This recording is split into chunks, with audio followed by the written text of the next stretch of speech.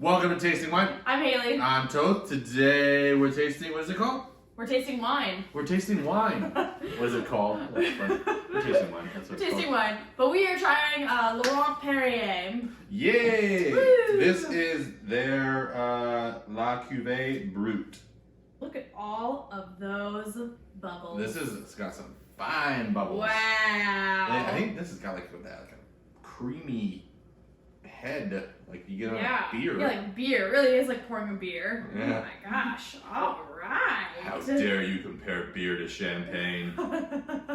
Yeah, it's got a nice, like creamy kind of perry color. Yeah. It's very, very nice.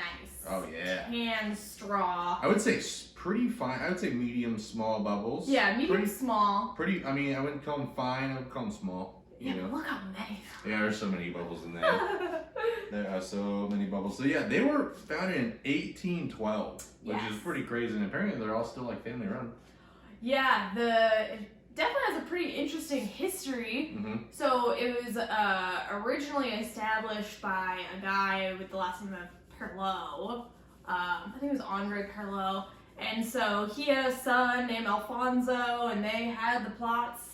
And then Alfonso didn't have any children, so he actually gave it to his cellar master, who was Eugene Laurent. Quite the gift. Quite the gift. Can you imagine? Like, oh, how many kids? So you're my cellar master here. Must have been really good friends. Take it. Yeah. Isn't that crazy? That is crazy. I'm not picking up too much on the smell. I'm getting like nice honeysuckle, kind of some lemon, a little bit of white flower. Yeah. No, you're right. White flowers is a good one. Honeysuckle, it's just suppressed. This is a suppressed champagne on the nose. Yeah, I'm not really. Right, it's just light, right? Yeah. Sorry. I don't really get any like creamy toasty sort of, typical. Maybe some like pear, pear skin or something like that. You bite into a pear. It's got that. Yeah. And on the taste, it's like pretty citrusy. Very light. Huh.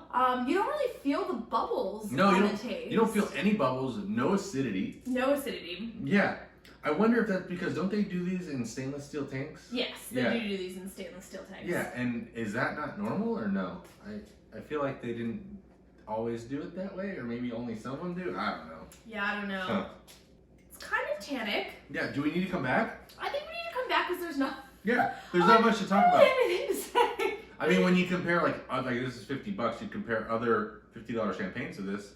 This doesn't really have much going on. Like, it doesn't have any creaminess, like you said. It doesn't have any brioche. Doesn't have like that toasted almonds or it's lemons. just kind of light. Yeah, it's just super like light and fresh. Yeah, which is still nice. But yeah, we'll come back. We're gonna have to come back. We'll have to come back. Yeah. Second glass here of Laurent-Perrier. Laurent-Perrier. Laurent-Perrier. Yeah. The first glass, I mean, it definitely opened up more and developed, but it just didn't have that acidity that I like, Ooh, smell that. Yeah, but this is beautiful though. This is creamier, but it's floral too. Super floral. Yeah.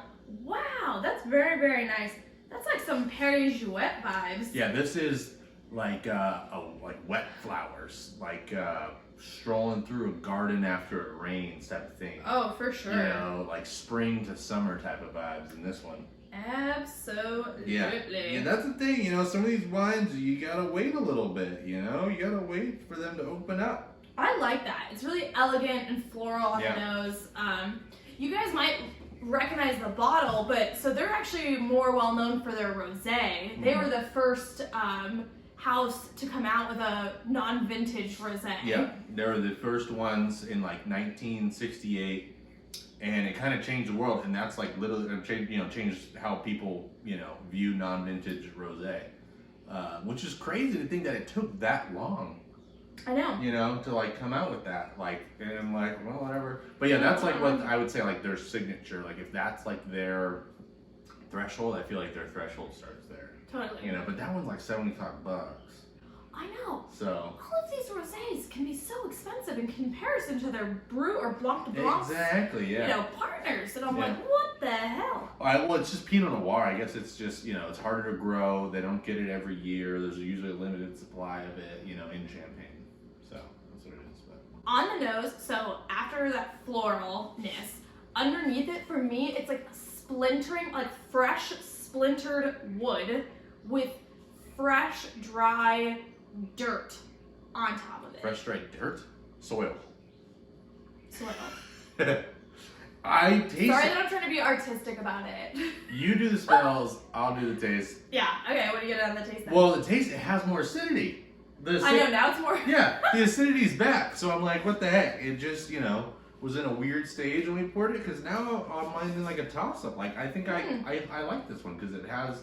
I was going into it being like, it's overpriced, I'm not really into it. Yeah. But second glass, pretty bomb, I would say. Pretty bomb. If you like more of the floral style champagnes, this is a good place to start. Mm-hmm. This isn't a yeasty, brioche bomb. Absolutely. By any means. Would definitely agree with that. So yeah, that seems to be the split. Is it yeasty and doughy and almondy, or is it and buttery, or is it more floral? More citrus citrus forward, stuff like that. It seems to be the split. I wonder. I guess it's got to be different areas and probably winemakers and stuff too. Growing regions. Do you know that this was owned by 2 widows at one point? Like two different times. 2 different times? So, what happened to Eugene Laurent, the cellar master who inherited the house, he had like a freak accident and died, and his widow was Amelia, I don't really know how to say it in French or in English.